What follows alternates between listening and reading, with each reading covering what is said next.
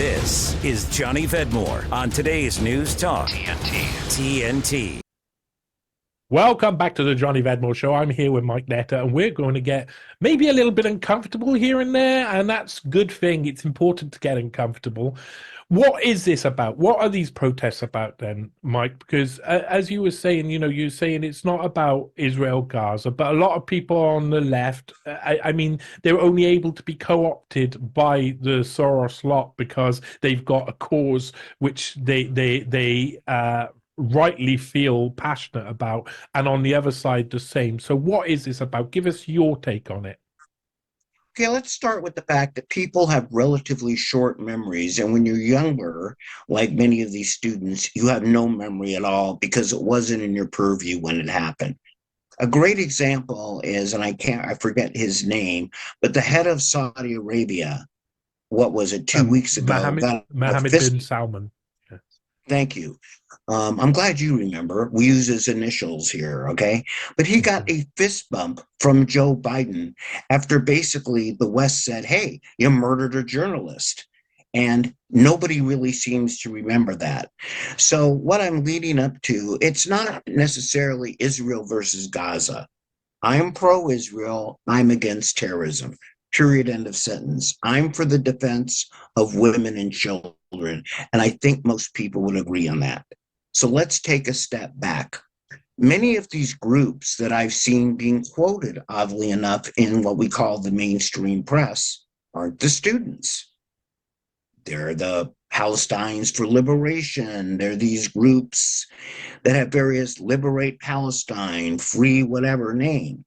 And when you look up the names of these groups, which anybody can do, by the way, you find that the leaders of these groups didn't start in Gaza. They started in places like Syria, and they started in places like Qatar, and they started a few years ago. And they originally started, some of them, as yes, against the Syrian government. Then, oddly enough, sided with the Syrian government about the time Syria, is what I was leading up to, gassed 2,000 of their own people. And we can debate whether or not that really happened, but it did take place, and we got shielded from why it happened. So these groups have direct funding lines. Not we paint it as Soros, we paint it as individuals because it's good for us. But the reality is, a lot of these groups and initial funding comes from something we really can't stare into, right? And we have students, instead of questioning, what am I really protesting about? I'm against Israel. I'm against this. I'm against that. Questioning with who is talking to them and who is influencing them, because unfortunately, we have short memories when it comes to terrorism, oppression of women, destruction of children on both sides of the aisle. And we shouldn't be arguing about, look, I'm pro-Israel. They shouldn't be going after children.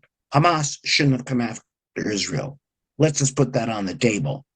But to make it a blatant black and white issue and not see who is stimulating these students, which is a small group, getting a large group of attention, while in the background we have this dark group where it's not that dark.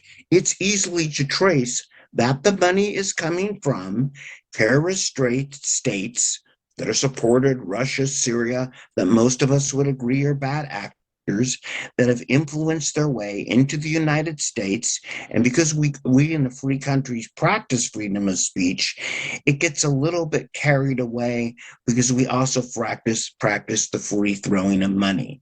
And our leaders ought to be able to stand up and say that, not Biden fist bumping the gentleman whose name I forgot in Saudi Arabia. Hey, isn't that cool? Hey, you know what? We're over it. No, the guy that died, the reporter, isn't over it.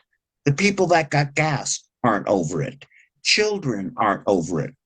Frankly, and maybe as unpolitically correct as it sounds, the oppression of women, I'm not over it. And you'd think they'd be protesting against what's going on. A rapper in Iran, another bad actor I haven't brought up yet, who finances a lot of this thanks to US money, yank the money, you pull the plug on a lot of this. And so, John, you might think we disagree on this. I don't think that we do. I think where we disagree a little bit is where the narrative is forming. It's Gaza, Hamas versus Israel. No, it's a deeper issue that's brewing for a very long time. It's really terrorism versus common civility. And that's what the students were protesting against that. Go ahead. I've taken up a lot of time. I'm especially fired up about this issue today. No, I can understand, but there's a lot to respond to there and a lot to put into context and question. Because I would say that, you know, a load of people, including very educated people, will say that Israel is an apartheid ethno-state at the moment, that it does not give freedom to a lot of the people of Palestine, and is continued to occupy land and continue to take land. And it is clear that there is what is political Zionism in control of the country in a way that means that a lot of Jews who live in Israel also do not feel that it represents them. So we're in a situation where when that exists and that is true, you are definitely going to see a response in violent terms. You're definitely going to see an October the 7th happen. Now, that doesn't make the October the 7th right, but the Israelis knew very well that something was being trained, something was being planned, something was being happened, and at the moment that it was about to happen, they completely had their defenses down. So everything looks contrived to a lot of people. So I agree with you, but then also that contrived nature when we're talking about things like Soros co-opting these leftist groups. Well, Soros organizations are also heavily behind the neocon push that has led to the destabilization of Eastern Europe, and were a lot of the push of the NGOs that have seen, like I reported about the Ukraine. At the start of the color revolutions, it would take 100 to 150 NGOs to cause an overthrow of a Soviet regime. By the time it got to 2004 in Ukraine, it was 30,000 NGOs, a load of them backed by people like Soros. So they're playing both sides there. So those are two of the things that Boom, I you're would absolutely put forward. correct. And that's a very well more put than my point. And sorry again to cut you off. That's exactly what I'm saying. It is a huge issue, and we've turned it into one player versus the other, right? And we have short memories about what has recently happened in the Middle East and what happens on an everyday basis. It's not as black and white as Israel being right and Gaza being wrong, or vice versa. What I think is more black and white, where I appreciate what you're saying, is changing the narrative that bad actors are just trying to mix it up and raise holy hell because they're like the king. If they're behind their closed walls, like Soros will use him, and if the public is fighting with each other, they're not focusing on what they're doing. That's why these bad actors, to your point, play both sides of the coin. And my real point here is quit financing both sides of the coin and be more transparent about the fact that anarchy is just a really bad idea, and that leaders need to step up and state that. You have a right to protest, both sides do. But in a way, didn't California at UCLA kind of do, to your point, didn't they know kind of well that this group of people, call them counter protesters, were going to show up at UCLA and raise holy hell? It's America, for God's sakes. If I pick my nose on a street corner, I'm picked up by a camera. All right? I can't literally, they go, oh, Netter must have a nose hair. Look, and it's on TNT radio. Well, not on you, but on Twitter. So both sides are guilty of just not keeping the peace, because that anarchy helps us keep our eye off the ball. which are general issues which affect our everyday life.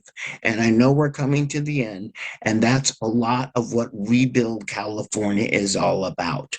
Why this was going on at the campuses, California was passing some very draconian laws about voter rights, et cetera, et cetera.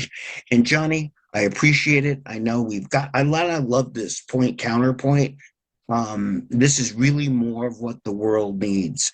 That's Rebuild California is about opening voices, and that's what I practice at Nenner Mike on Twitter and in my newsletter. Thank you for having me on today. Hey! Stick around. You are here hopefully till the end of the hour if you're still around. So we're gonna I go. thought it was 40 minutes instead of 20. Oh, I'm excited. awesome! Yes, most definitely. So we'll go to a quick break beforehand, and then we'll have a last quarter of an hour to speak. So you're listening to today's news talk on TNT. This is Johnny Vedmore on today's News Talk TNT.